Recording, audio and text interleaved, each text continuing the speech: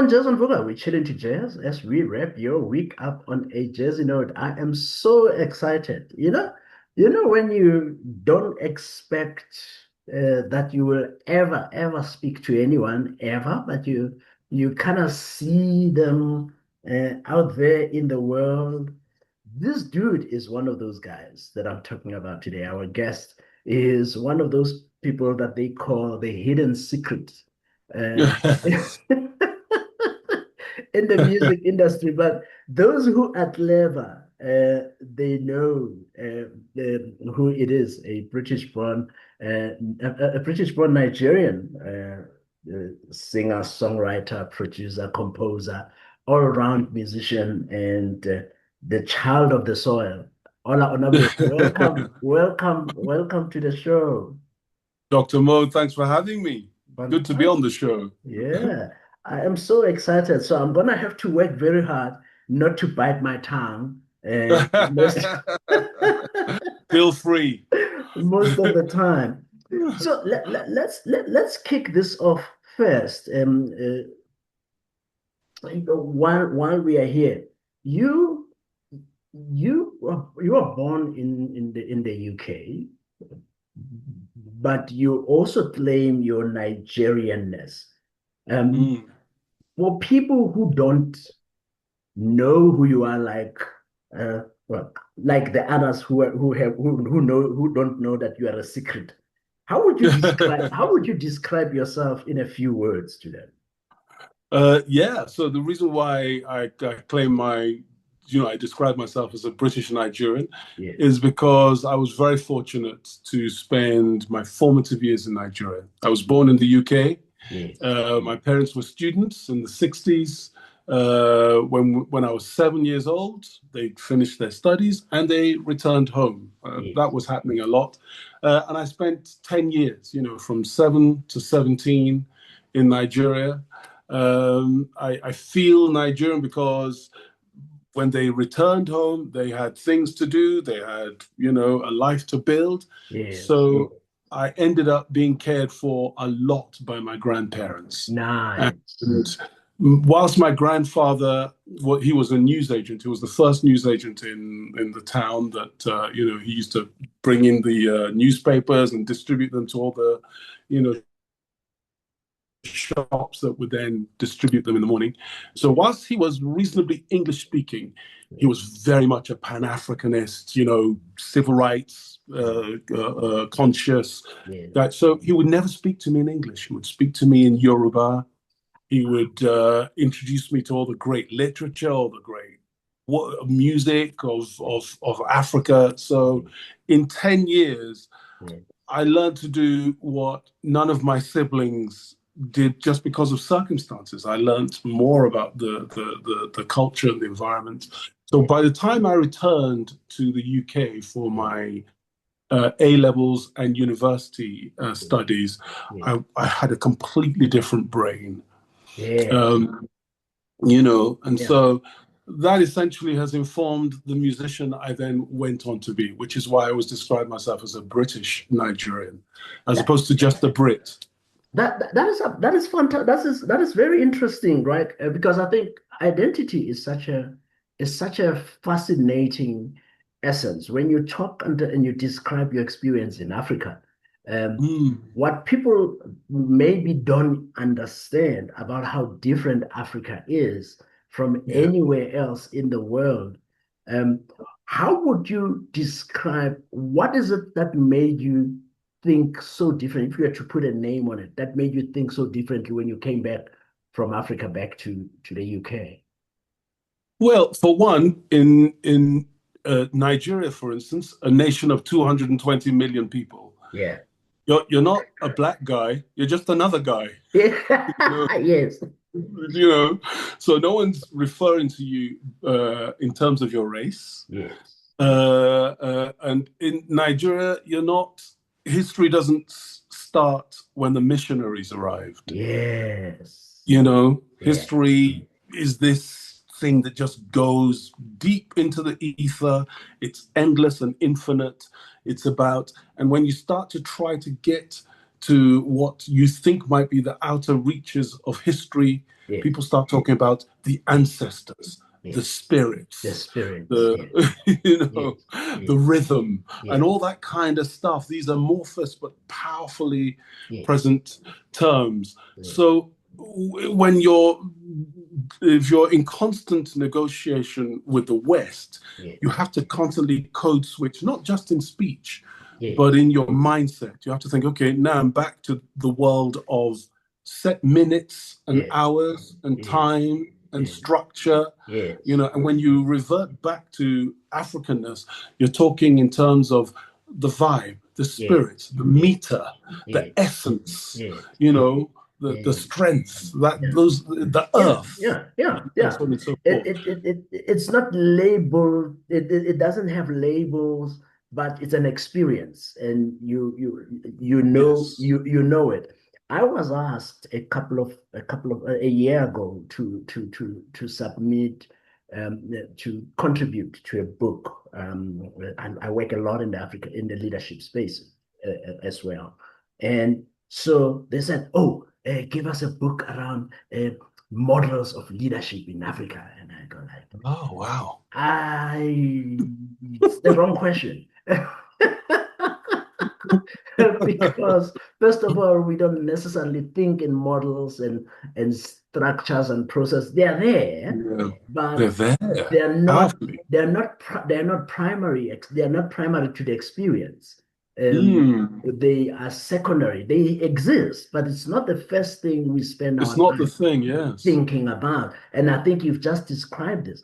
But what is interesting, and I want us to take some music as well, because I want you guys to hear why this dude is so exciting for me to have him on the show. But I think it informs. It sounds like that bridge informs a lot of how you create your music in this instance, because your music doesn't sound British.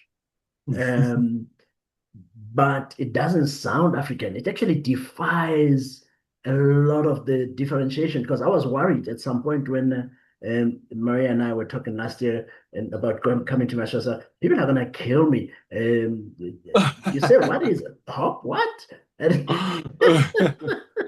But with you, I don't have to worry about what song I'm playing on my show, because when I'm playing it on a jazz show and I'm playing it on a pop show and R&B, Mm. somehow it fits. And I want to talk a little bit about that. But how do Mm. you think your two identities, because they still belong to you, how do you Yeah. think they inform your music today? Well, I think my essential philosophy in music is honesty. You Aha. know, if I can be authentic, Yeah, then I stand a good chance of transmitting something yeah, truthful yeah, and uh, and well considered. yes, That I can do so with conviction. yeah, When you're transmitting an idea you don't believe in, you always worry that can the audience tell that I'm yes, yes, lying? yes. There's some kind of an imposter syndrome, right? There's an Let's say. imposter syndrome Yeah, there, exactly. And maybe there was a little bit of that right at the beginning of my career when I was young and I was still unsure about my identity, yeah, not just as a musician, but just as a human being, like we yeah, all are when we're young. yes, yes, But yes, the older I've grown, the more confident I am in the many aspects, the yes, many complex aspects of my journey, yes, the choices I've made, yes, the ones that have been yes, imposed on me by society, and so on and so forth. Then the happier I've been to express the diversity. Also confident in the fact that I've come to understand that other human beings are also deeply, deeply complex. yes, But unlike artists, they don't get to stand on a stage and express that. They yes, sometimes conform yes, or constrain yes, or are conflicted. And so that's part of the reason why they come to a show. yes, They sit in their seat in a dark theater in yes, a private place yes, and they hear me express this complexity. And if they never acknowledge it to anyone else, yes, they might acknowledge to themselves yes, in hearing it through my songs that yes, Yes. I can be African, Yeah. I can be British, Yeah. I can be educated Yeah. in one sense. I'm educated in one sense, and I'm completely illiterate as a musician. I have Yeah. no formal musical, Yeah. and so on and so forth. And Yeah. so it continues. Yeah. So Yeah. that's what I try to do. I try to be all of those things for myself in Yeah. the hope that I can transmit some of that to Yeah. any member of my audience who needs it. That's fascinating. I want us to talk about because I want us to go to talk a little bit about how that, for example, because it doesn't help that your music is also quite socially conscious, right? It's very challenging. But I want us to talk about that a little later. I want us to play some music talking about your career. Soul Town seems to be a cliche uh, song that literally everybody would play when they talk Mm, about you. So I'm going to play that, and then when we come back, I want us to talk a little bit about the story from Soul Town of your of career, course. right? You Yes. are on Jazz and Work with Chilling to Jazz as we wrap your week up on a jazzy note, and I am with I'll call him legendary Ola Onabule right now, and we'll be back after this. The home of inspiration every day. Most people give up on themselves easily. You know the human spirit is powerful. From news, Countries across the globe have been hit by the COVID-19 virus. views, There's a global trend to see an increase in GBV incidences, specifically domestic violence. sports, What do you say? It's a really good ball. It's Shabalala. and music to inspire you every day.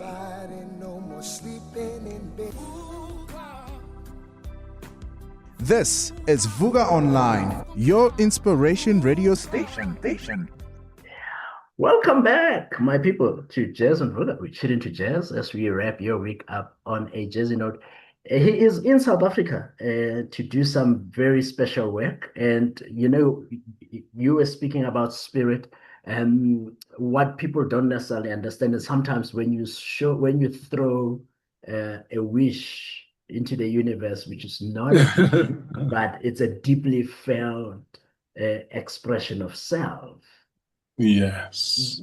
It manifests, and Absolute manifests. you seem to have manifested you coming into South Africa. So let's get that out of the way. Why are you here? UNISA, which I've come to understand is a formidable institution, Yes. the largest university in Africa, Yes. hold an international jazz, in fact, international singing competition because it takes in classical and jazz music. Yes. The voice competition is usually on a cycle of 8 years, every 8 years. Yes. I think they're going to shorten it. And I'm here to be one of the judges for the jazz voice competition. Imagine. Yes. I mean, what are the chances, right? Incredible.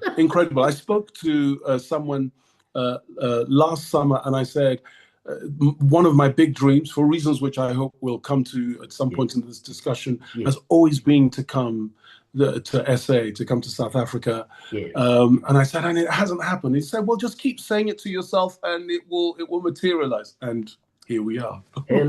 Hallelujah. And then we'll come back to that because I'm going to be all over the place. I said that this is going to be a mess, but I love it. I'm working with and listening. Soul Town, we played Soul Town just earlier. It's fascinating when I listen to Soul Town, immediately I get images of Donny Hathaway and some of those guys. What's the story, first of all, with Soul Town and how it came about? Because it seems to have, after Soul Town, your career seemed to have blown up. Yeah, Soul Town's a very interesting song. A lot of people on the surface think it's a party song. They think it's a nice groovy tune. It's not. It's quite a sad song. It was it was born of the feeling that I had that the era of conscious civil rights agitating was gone. And the words, the opening words, what are we going to do now that Soul Town's gone? You know, once we were hip, you know, we thought we were the coolest people. No one could break us. We would all unite and march forward, and they would hear our voice. It really was a criticism of the fact that I thought unity, there was more disunity than unity amongst us Africans and people of the diaspora. That's what the song is about. But almost no one addressed it in the moment that I think they caught the vibe. Are you serious? Only one guy, an Italian DJ, ever told me that he thought this song was more a song about civil rights movements. In that whole discussion. But that's what the song is about. That's what Soul Town. Because I think why I play that over and above the fact that it is obviously one of your most popular songs in this instance, is that it is almost a definer of your music, because I think starting after that was your language. Your language was speaking to the world as the world. Instead of escaping them, because most music you'll find that we tend to make music and we create an escapist environment of sorts, or we're reflecting from inside of ourselves. But for you, it almost like you were a messenger of sorts that was trying to reflect and observe on the world. Have I got it wrong? Well, you haven't got it wrong. Yes. But the way in which it kind of comes through me, the reason why I end up with those songs on the album is when I write a collection of songs that I'm going to put on an album. Yes. Say, usually I'll put together about 30 songs, of which 10 or 12 will end up on the album. The songs that I end up choosing will always be the ones that are honest about the way I feel, my mood at the time. You know, I'm an avid listener of the news. I absorb a lot of so if I've written 30 songs and 15 of them are love songs or easy listening, or they don't have, or whatever it is, they're not the ones that I'll be drawn to put on the album, because I want to share the things that are really my concerns. You know, how do we look after ourselves? How do we make the world a better place? I feel better putting those on the album. I know somewhere deep down in my consciousness that music can't change the world, but I feel that it's part of my discussion with the people who come to my concerts. I feel that we're in conversation, so we're going back and forth, and that's therapeutic for me, and I hope it is for them. And it is. I mean, I remember the first time I saw one of your performances. Something very interesting happened, because I usually come in without expectations when I come into these things, and you started singing. I think it was a performance with the SWR. You started singing, and I wanted to listen to the words in terms of what you're saying, but there's something happened with your tone that shifted into some kind of a mourn. And then I was kind of lost in the experience, as opposed to even just what you're saying and the interaction between the band and yourself in this instance. So it kind of makes sense for me then when you said earlier, when you come in, it's a conversation between, when you come in, people get into this dark space and it's just them and the music. And I can attest to that because it actually has happened to me as well. Oh, fantastic. That's what I'm trying to do. Thank you. I appreciate that. Yeah. We haven't spoken a little bit about, we haven't spoken yet about how you became a musician. Why bother with music when there are with music? Yes. It's a very interesting story, I think. I was I'm a firstborn son of a fairly long line of lawyers, all my uncles and my dad, and either practiced or at some point or the other achieved some kind of qualifications as lawyers. So it was ordained before I knew who I was, that's what I was going to do. Yes. And I did reasonably well. I got into a good law school in London, the University of London. Nice. And I was pursuing a degree in law until one evening I was coming back from my classes and I was singing to myself, which is something I always do. I've always just kind of hummed, sang, whatever it is. Yeah. And there was a guy walking alongside me as I entered the tube station, and he looked at me and said, are you a singer? And I said, no, not really. I'm not a singer. I'm a law student. He said, oh, I think you're a singer. I think you're a jazz singer, I said, really? And he said, yeah, I can prove it to you. Why don't you come and join me and my band? Where are you going? I said, I'm heading home. He said, why don't you come and sit in with me and my band and let's see what happens. Yeah. So I thought, yeah, I'm up for a challenge. I went along, sat in with the band. It was the most exhilarating experience. But what was also interesting was that group of musicians were the foremost musicians in jazz in London at that period. Yeah. And they all embraced me, and they were all very, very kind and very generous. Yeah. And offered to, bring in music. If I was there next week, they'd all bring in music, things I should listen to. Yeah. And they became my jazz educators. They became my music educators. Yes. They brought me into the group. And from that point on, I just stayed doing that. Yeah. And within a few months, which also happened to be months before my final exams, much to the unhappiness of my parents, I dropped out of law school. Yes, thank God for small mercies, right? I know, yes. And I've been doing this ever since.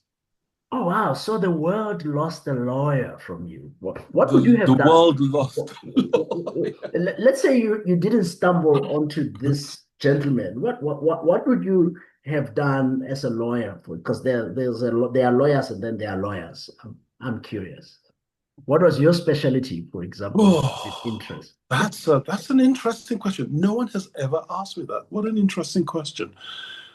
I suppose I have to assume that if I was still the person that I am, if I hadn't been diverted or corrupted in some way, I'd like to think that I would have been a conscientious lawyer, maybe someone who was interested in the human condition, human rights, and all the human rights. Yeah. I hope, but who knows? Who knows?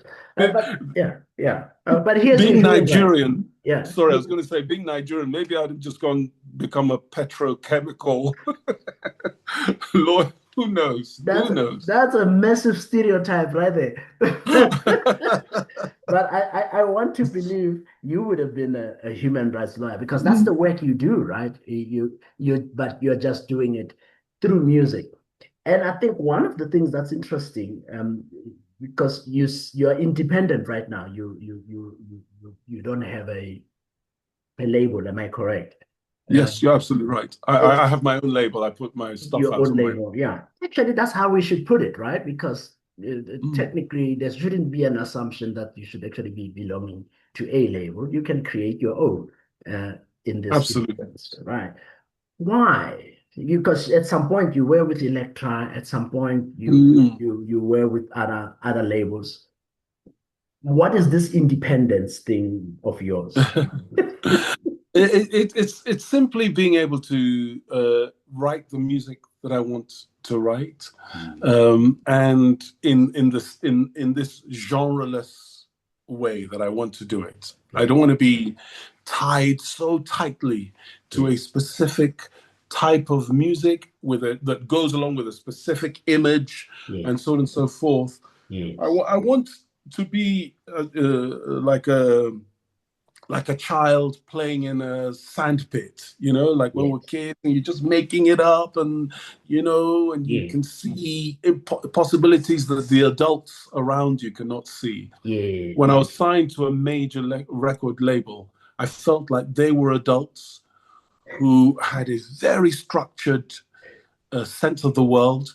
Yeah. And my vision of the world was very formless and very abstract, and they were always trying to constrain it. Yeah. I didn't know at the time that I could put things out on my label. I came out when the frustration of our relationship came to a head. I started to explore options, and someone said to me, "Well, you'll never get the thing you want from a major record label. Why don't you start your own?" And that's what I did. Yeah. And how is it going? Because I think I work, as you may be aware, with a number of jazz musicians, and this continues to be a conversation. Do I go with a label? Do I create my own? If we now change the language a little bit, how has it worked for you? Well, there are pros and cons. I'm sure that I would have reached a far, far, far bigger audience if I had the weight and the might and heft of a major label behind me. Yeah. But at the same time, I doubt that I'd be creating the art that I do. One conversation I remember when I was signed to Warner Brothers was I came in with a song that had an African polyrhythm behind it and some very interesting chord structures. Yeah. And someone said to me, "You can't do that. The kids won't understand it." And I thought, on so many levels, right there, I am deeply offended on behalf of the kids, on behalf of, just everything. It was so upsetting. And that's something I've never considered since then. Yeah. The idea occurs. I get the musicians I know who would understand its interpretation together. Yeah. We record it. I put it out into the world, and it finds its audience. Yeah. And we all gather in spaces across this amazing, beautiful globe of ours. Yeah. And we enjoy the interaction. And no one's ever talked about that ever again. Something weird just happened, right? So you gave me freedom to speak about spirit when you mentioned it. Do you know a musician named Tutu Pwani? I think I may have heard the name before. Yeah, you may have heard, because I think she's performing. She performs quite a lot now with SWR, and sometimes, because she is based in Belgium, but she's South African, and she's been for. I've just had a flash image of the two of you performing together, and that should be fascinating. Make it happen, sir. So when I implore you to make it happen. when she sees this, I'm gonna tag her on this recording at some point when the show comes, and then let's see that what would happens. Be fantastic and amazing. So let's go. You said something very interesting. So I'm trying to balance the music and the conversation here, because there's so much to talk about, and I kind of only have an hour. But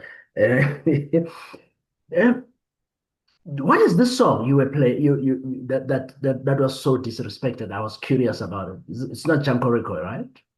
No, it's not Jankoriko. It's a song called "Great Expectations." Okay. Can I play that? The idea for it formed, quite a while back, and then, I had to put it aside when I was signed to Warner and record it a few years later. Yeah, I'm gonna play that, and then I also want to play something from your past. Again, still a little bit, just staying there. You better believe. On Jazz and Booga, we chill into jazz as we wrap your week up on a jazzy note, and we are with the music maestro. I'll call him all the different names. Before the show ends, he will be the king of something. We'll be back after this. How do you know the life of personal coach you're about to work with is who they say they are? How do you know if they can do the job? At the Africa Board for Coaching, Consulting and Coaching Psychology, we can tell you So, before you share your secrets and spend your money, check with us first. Visit www.abccccp.com or call us on 012-751-7608. The ABCCP, the professional body for coaches. My people, I hope you are having a fantastic time coming from the album. It was your very first album, right? More Soul Than Sense. It was, yes, More Soul Than Sense, my very first one. Yeah. After that experience, because it's always hard, the first one, the first album, Yes. right? Yes. What were your learnings from that experience that then propelled you into who you are today? I had to get that album out of my system. Yes. It was, even now it's a very difficult album for me to listen to. I can imagine. Because I sound so young and so naive, and I'm putting too many ideas. For me, I'm putting too many ideas into each song, and I'm also paying a lot of homage to my heroes. Yes.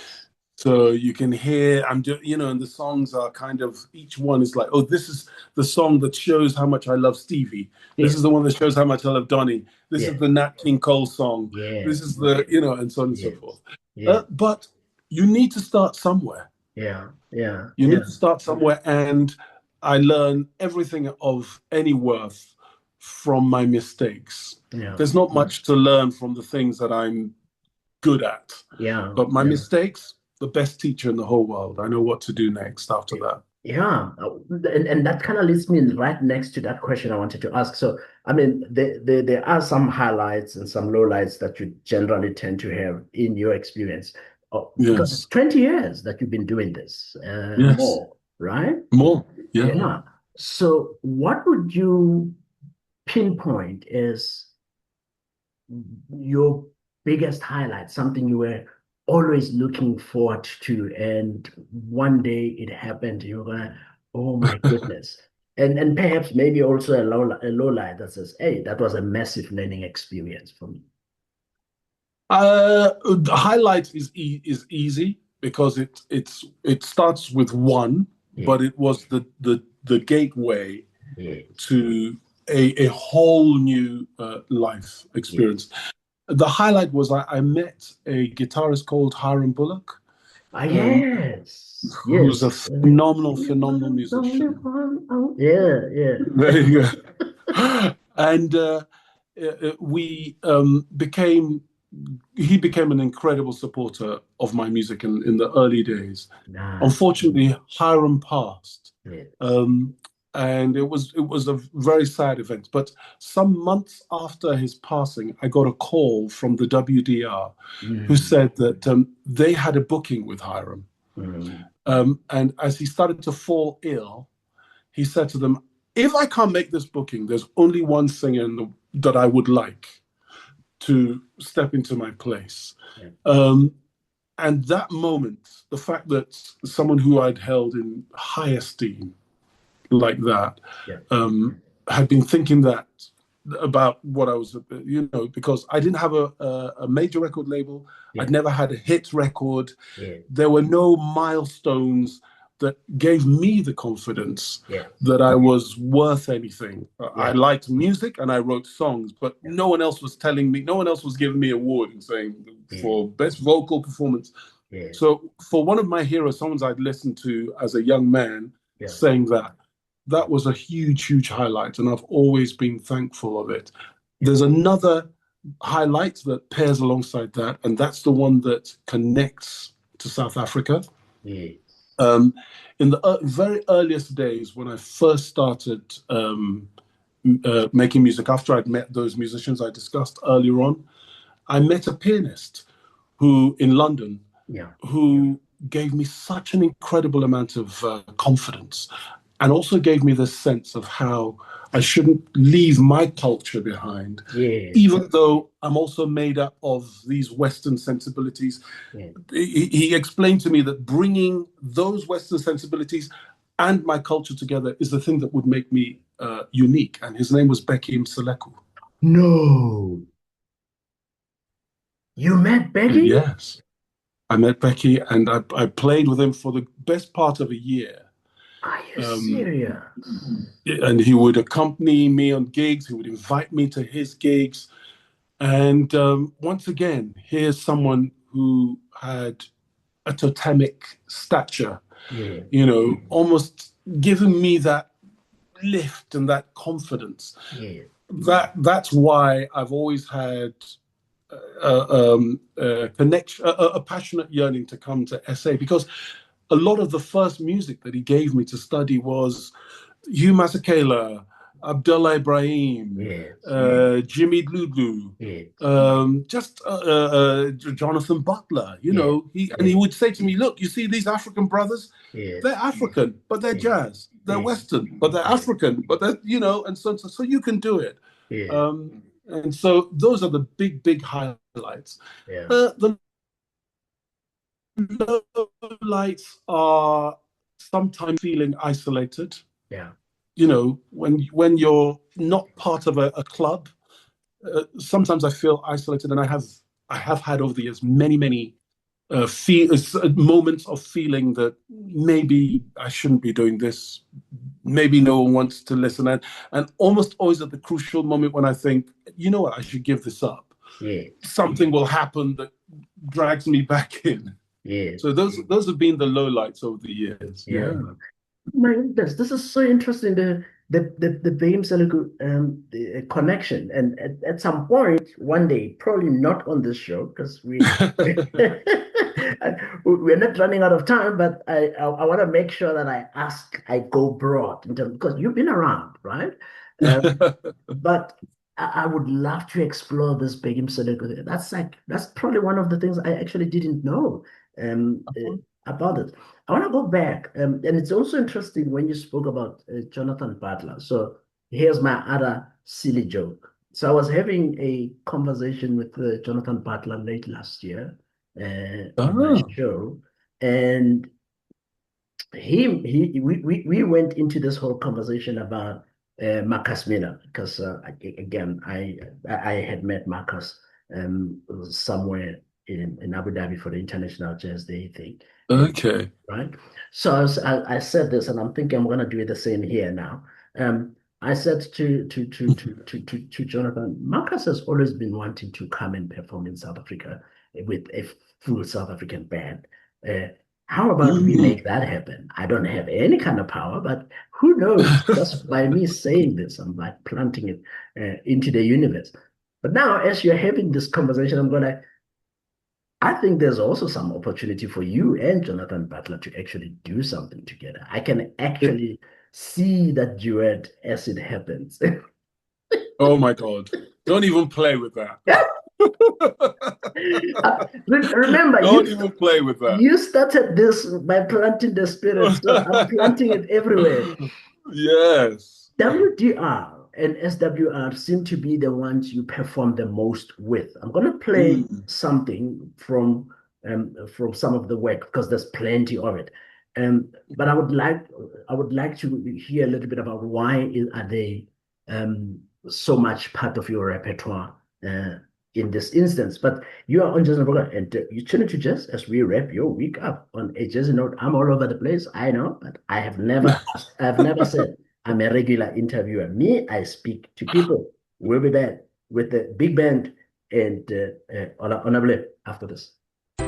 The Africa Center for Work-Based Learning is a professional development center for professionals who aim to improve their professional standing. This means that the learning programs we run are more than just academic programs.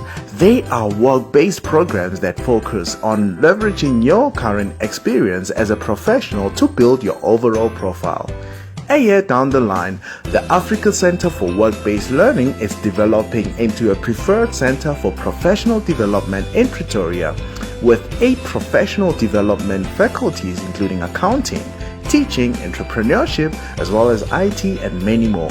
For more information, go to acwbl.org or dial +27 12 751 7608. The Africa Center for Work-Based Learning, where work is learning.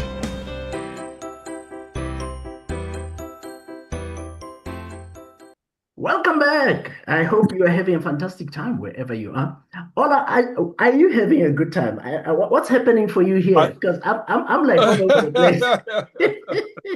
it's an incredible interview. Some of the questions you've asked have made me go to explore parts of my memory and being that I haven't explored before, Yeah, which is good and also a bit scary and exciting at the same yes. time. And matchmaking somewhere in between. Absolutely, yes, that'd be incredible. WDR and SWR, what's the story there? Because it seems you perform with them quite a bit. I got invited by the WDR to do this concert in memory of Hiram Bullock, because they Mm. knew of the connection I had with him, and it had um, uh, uh, oh God, what's his name? The Brecker brothers. That's it. Ah, Uh, yes, yes, you know, Michael, yes, Randy Brecker, and who Randy, was yeah, on the gig, Dean Brown, yes, um,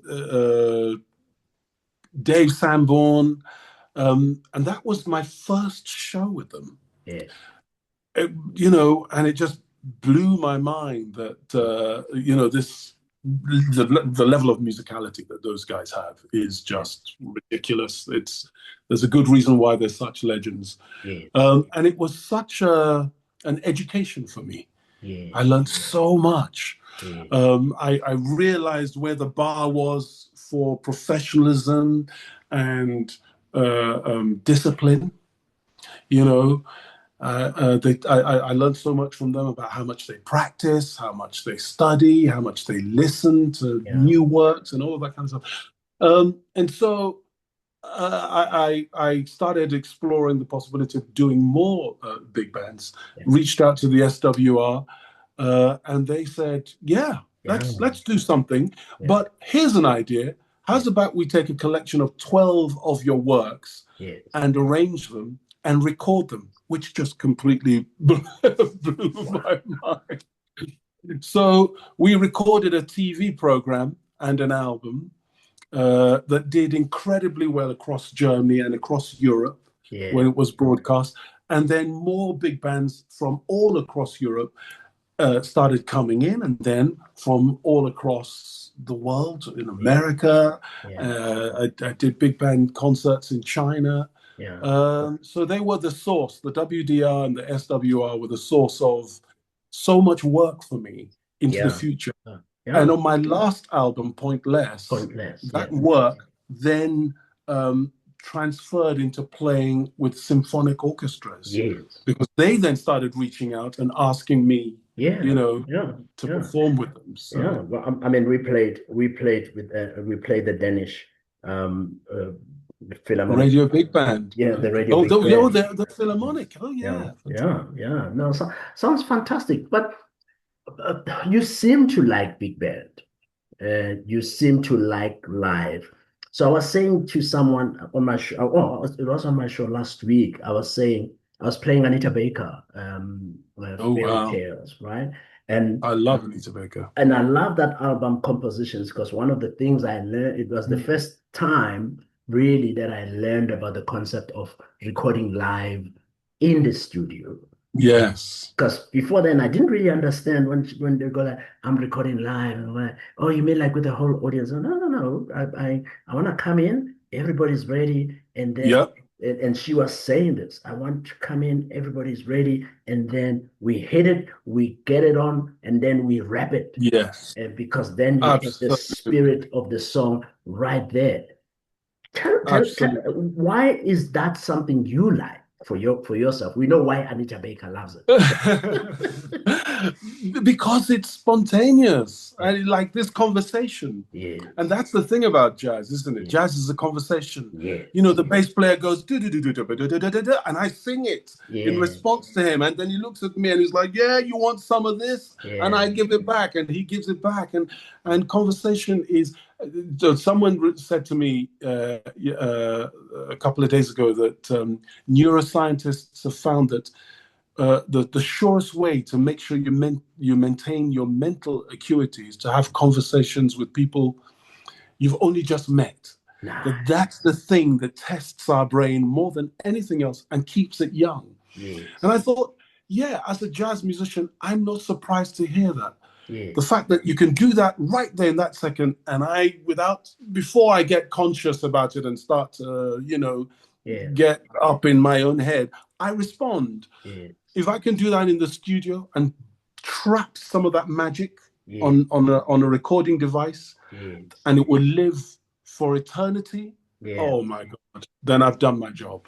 I want to play Exit Wound from Pointless, because I think it kind of has a bit of that vibe on it. And then when we come back, I want us to talk about who do you still want to perform with, and then what else should we be expecting from Ola? You are on Jazz and Rock, we're chilling to jazz, and here we go. The home of inspiration every day. Most people give up on themselves easily. You know the human spirit is powerful. From news, Countries across the globe have been hit by the COVID-19 virus. Views, There's a global trend to see an increase in GBV incidences, specifically domestic violence. sports, What do you say? It's a really good ball. It's Shabalala. and music to inspire you every day.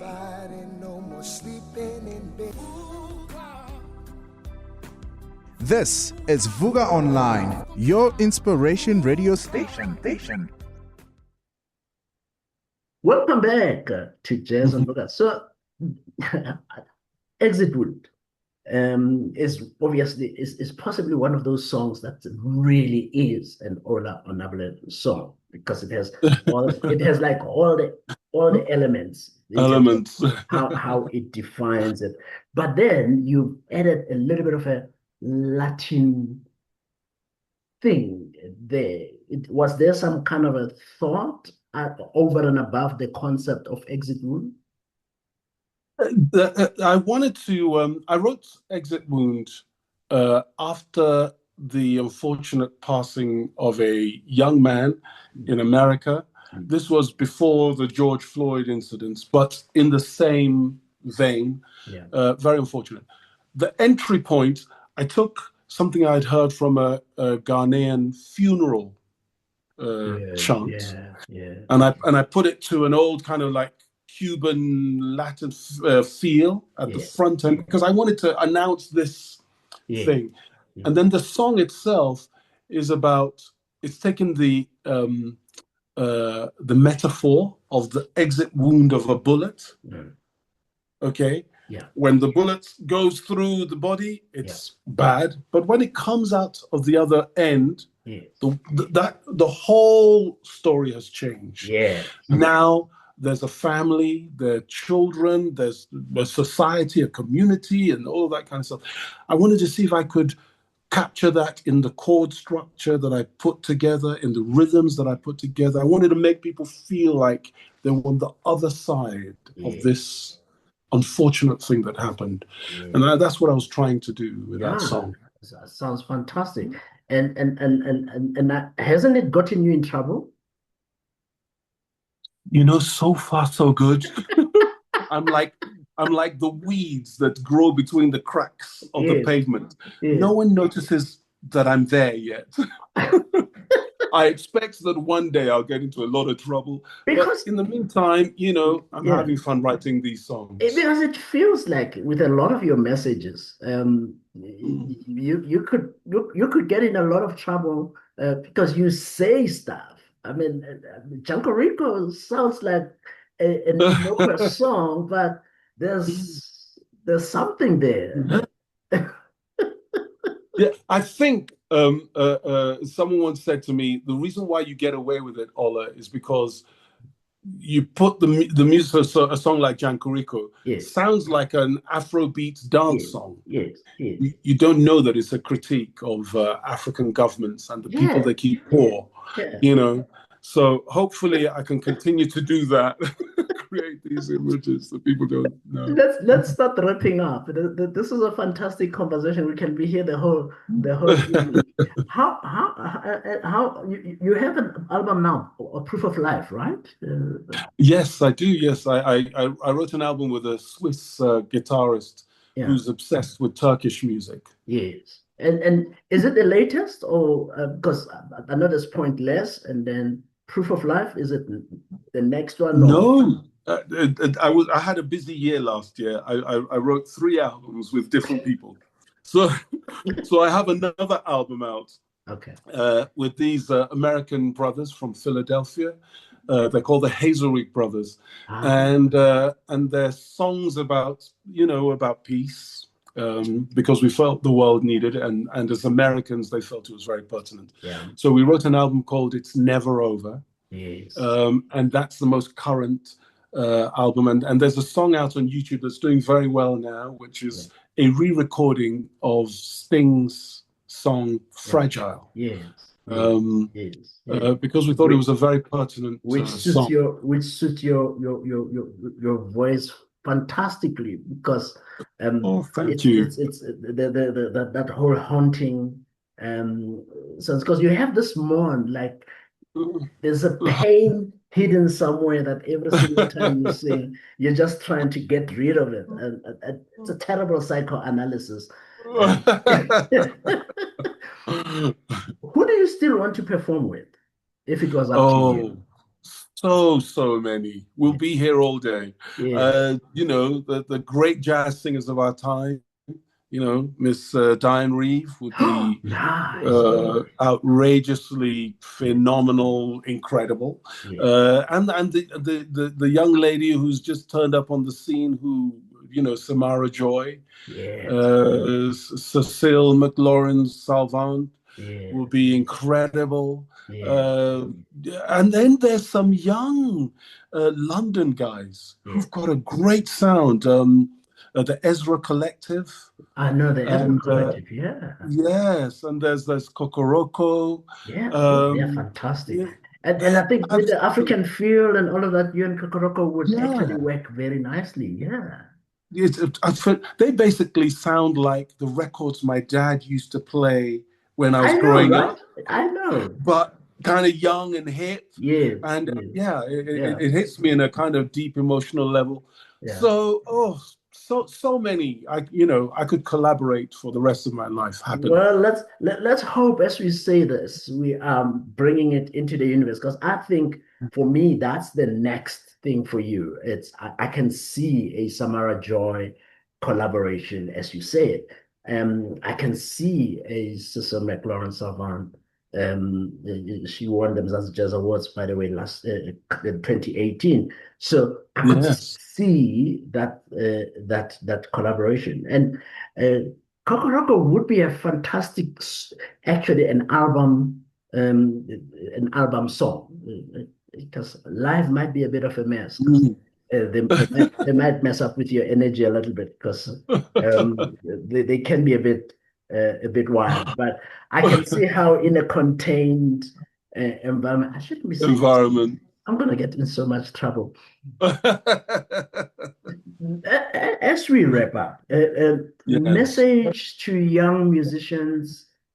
First of all, are you gonna go to Nigeria anytime soon? I'm hoping that there's a trip in the offing. We're talking about it. Yeah. Fingers crossed that the second half of this year, there's the possibility of a number of concerts in Nigeria. That would be Yes. fantastic. And anything already that you've started talking about in terms of coming back to perform here?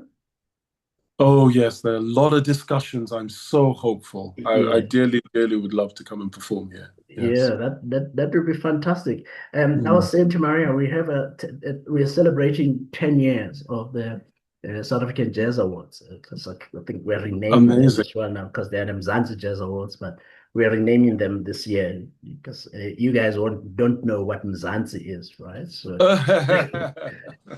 and we are kind of also working on seeing if there could be something where you could come back and perform, but I don't know. I'm not powerful or anything, I'm just a guy that likes to Oh, make well, things happen. doing this alone is a remarkable opportunity, and I deeply appreciate it. Thank you for Yeah. inviting me on. Young people listening to you right now, listening to this conversation, what would be your message? The message is, in a way, is the same as I did, which is against all of the impediments and the obstructions and the gatekeepers. Is music will always win out, because especially vocal music, all music will always win out, but especially vocal music, because it's the oldest instrument. And if they're young South African singers as well, they're inheritors of one of the most beautiful traditions, of singing in the world. So push through, push past any objectors, anyone who would have, and have hope, and try to find your most authentic voice, because the world hears the artist sometimes more pertinently than they hear anyone else, the politicians, the administrators, and whatever. A song, a beautifully rendered, heartfelt song, cuts through all of the BS in the world sometimes. Yeah. Music speaks to the soul, and I think the musicians, that's why they are my favorite people, messengers of the spirit. I always wrap up the show with a song, and that's not yours, but you currently or forever love. What would that be? Wow. My all-time favorite is not a new song, but my all-time favorite that gets me every time. Donny Hathaway's "Someday We'll All Be Free." Oh, nice. I probably won't be able to play on this show because I'll get fired, but I will. But I am going to find a big band version of it, because I know there's a big band version of it somewhere that I'm gonna play for you. Ola, it has been so good talking to you. There's so many things I have written down, but I'm just going, you know what? Sometimes there's wisdom in stepping back while Of course. Of course, yes. And when are you leaving? We're here till Saturday. Which is when the adjudication is over. We leave very, very early Sunday morning. I was going to say, where are you performing? And I know that maybe not yet, but it would be good to see you perform at some point. Man, thank you for the visit. Thank you for the conversation.